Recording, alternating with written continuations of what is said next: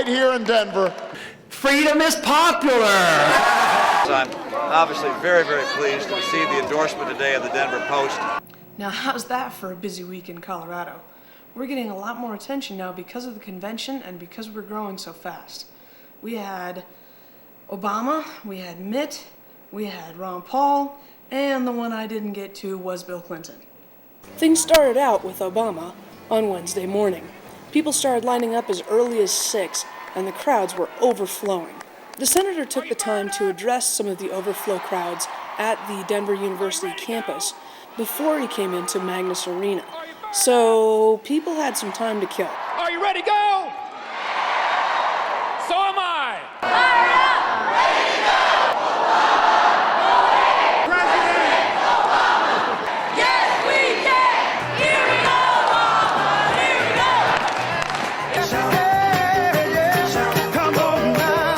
Kind of made me wonder if security confiscated all the beach balls. There was also a little bit of voter ed going on. And let's maybe say this all together. Ready? The doors do not close. One more time. Ready? The doors do not close. The president of the Young Democrats got to announce Carolyn Kennedy. Watch as the audience sags and then suddenly revives when they realize who the speaker is. There is no doubt that that inspiration encouraged our next speaker to support Barack Obama. Everything I've ever read or heard about Caroline Kennedy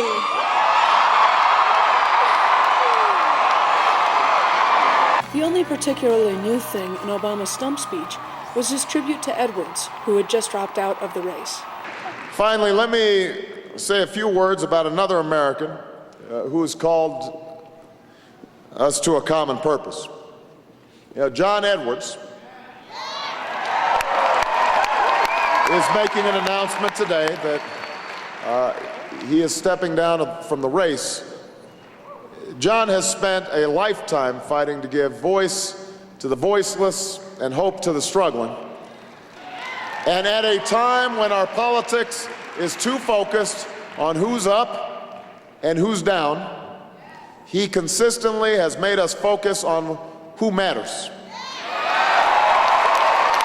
It was also fun to watch the local Democratic notables, such as Mayor Hickenlooper and Gary Hart, and ex-Mayor Federico Peña, hanging out, chatting, waiting for things to begin.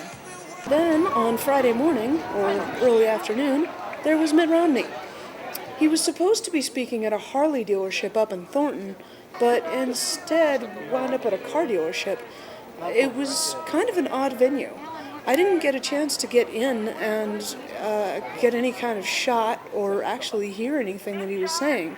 So I had to wait to join up with the reporters' scrum outside after he was finished. Possibly forecast at this stage what the kind of numbers I'll have coming out of Tuesday will be. I'm hoping to do very well. There are a number of states we think we can pick up. There are other states we think are real long shots. There are a number of states where I'm competitive, and we're going to be fighting in a lot of states. We're advertising in some states, and of course I got the family fanned out across the country. Everybody today is off in a different state, and I expect to do well. But at this stage, I expect to keep on battling and get the nomination. And I'm not going to forecast from anything other than success. Hey, Governor, two things. One thing, today Governor Huckabee said something a little unsavory. He said that you hadn't reached political puberty until you were 60 because of some of the position changes. I wanted to get your comment on that. And also, what role do you think money has played in this election? You've obviously put substantial resources into it. Senator McCain was carrying his own suitcase for a while, as you know you do.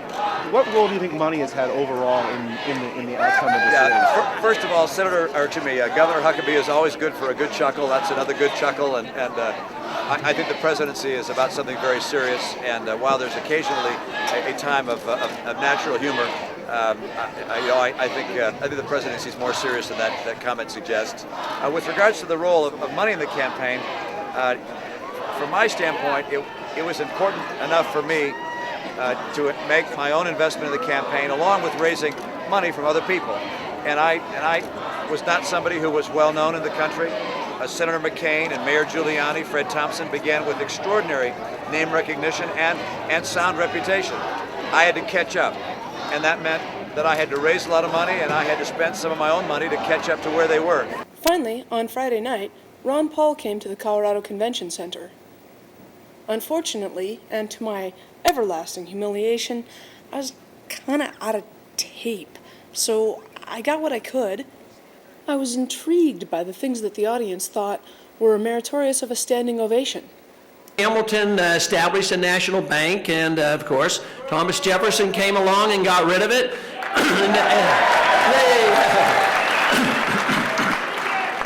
And then, of course, the Second National Bank came along, and Andrew Jackson, another gold standard guy, got rid of that bank, too. So I can guarantee you, if I am to be your president, I will enjoy getting rid of the Third National Bank.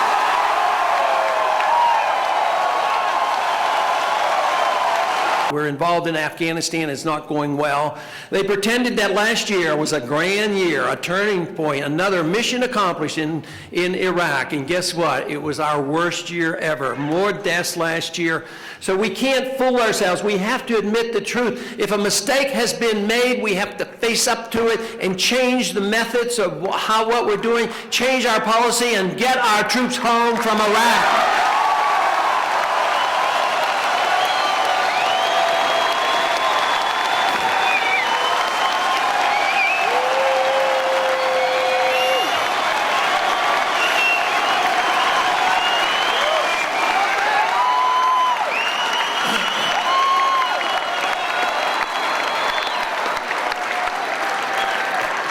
And when we recognize that we want the empire to come to an end, it doesn't mean just bringing our troops home from the Middle East.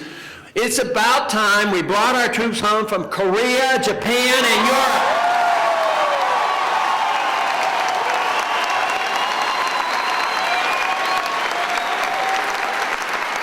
To my everlasting chagrin, my tape quit just as Mr. Paul implied very strongly that if we adhered more conscientiously to the Second Amendment, there may not have been a 9/11. But at any rate, you can see it's been a busy week here in Denver, and I'll be coming at you soon with more Colorado Roundup. It's Corinne McDermott from Denver, for the uptake, of course.